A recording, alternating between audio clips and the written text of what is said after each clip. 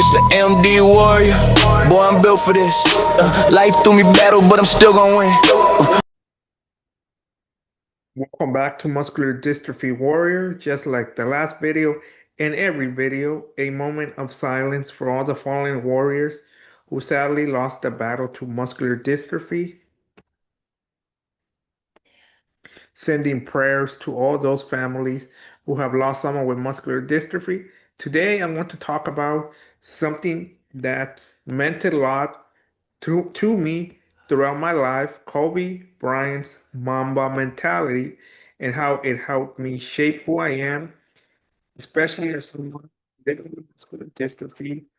I've always been a Kobe fan, Kobe Bryant fan, not just because of his incredible basketball skill, but because of the way he carried himself, the way he approached life.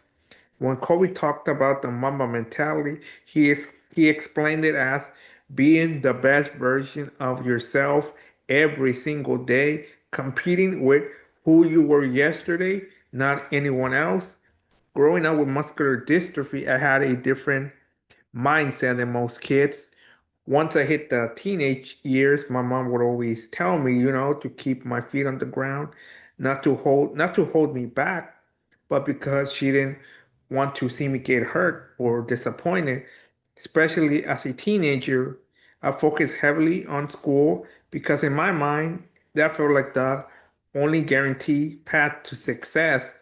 High school, is usually when people start dating, hanging out, and doing all those normal things, teenage things, And for me, I didn't see those things as impossible, but just less likely.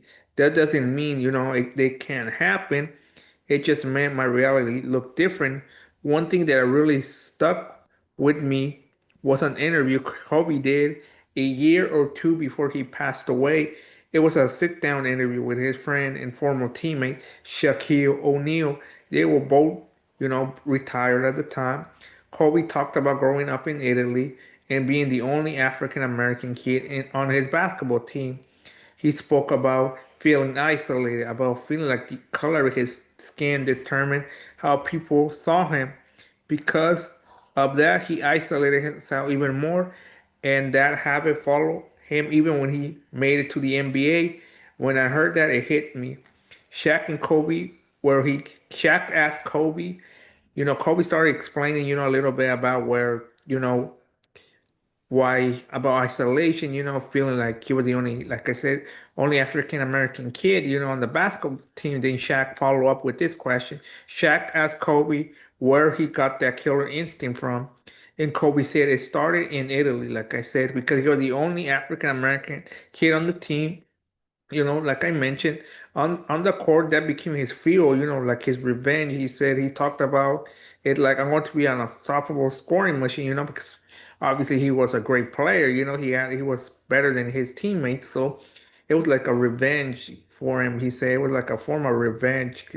He knew they couldn't stop him, they couldn't guard him, so he took advantage of, being a great player, and when I heard that, I realized I had my own version of that, not on a way of revenge, but different way, just in a different tone, different way, For me, getting good grades became my drive, while other people were failing classes and some almost didn't graduate. I was locked in on school because for me, it wasn't about revenge against the able-bodied students, or anyone like that. It was about survival. It was about building a future, proving to myself that I could do something great and giving myself the best chance to be successful.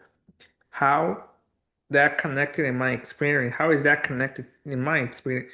My experience was different, but the feeling was similar, about the isolation, isolating myself from people.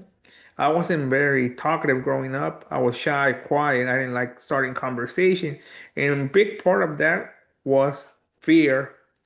I felt like people wouldn't accept me. Like no matter how hard I tried, I wouldn't truly fit in.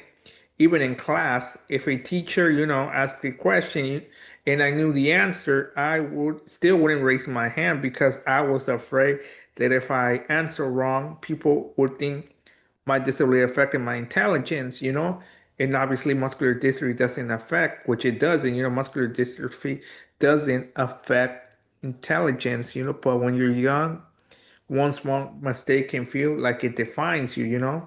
It felt like if I messed up once, I was already going to be labeled.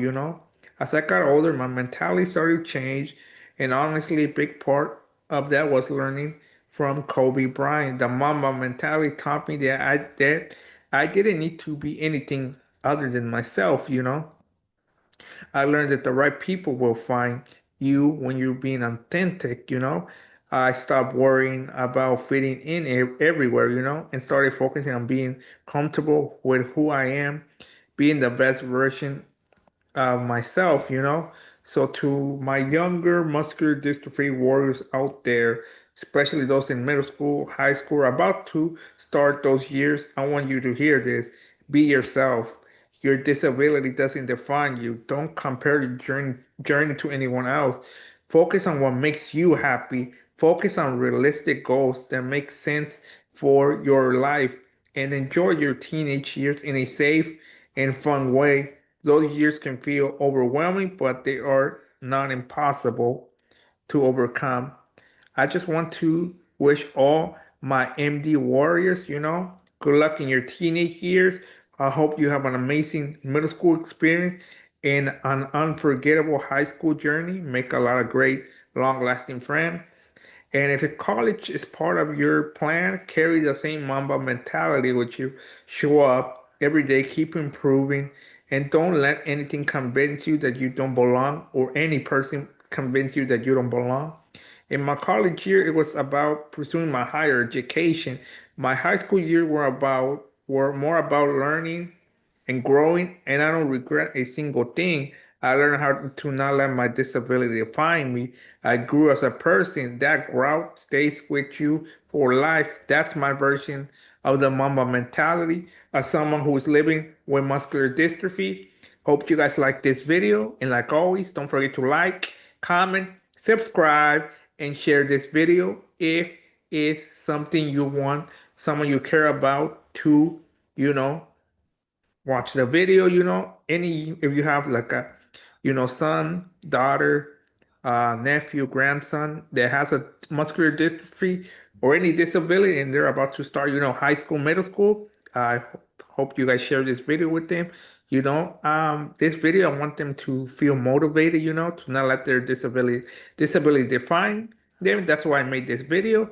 And also, before I end the video, I wanted to say, if there's anybody that would like to be a guest on my channel, you don't have to have muscular dystrophy. You can have any disability, if you want to share your story and stuff, or anybody in the muscular dystrophy community. It can be a family, parents, grandmother, grandfather, sibling, cousins, anybody, specialists, you know, neurologists, doctors, psychologists, therapists, anybody that's somehow involved with the disability community, not just the muscular dystrophy community.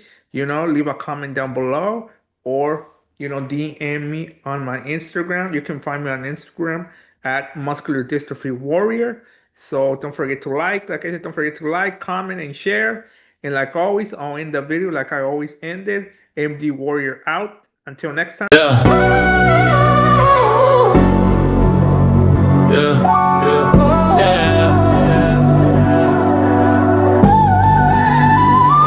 Started from the struggle, now we speaking on it real. Turn the pain into power, now the whole world filled. Every bit, every word, man, I'm keeping it true. If you rocking with the journey, then I'm rocking with you. Came up from the days when they said I wouldn't last. Now I'm out here dropping stories, turning future from the past.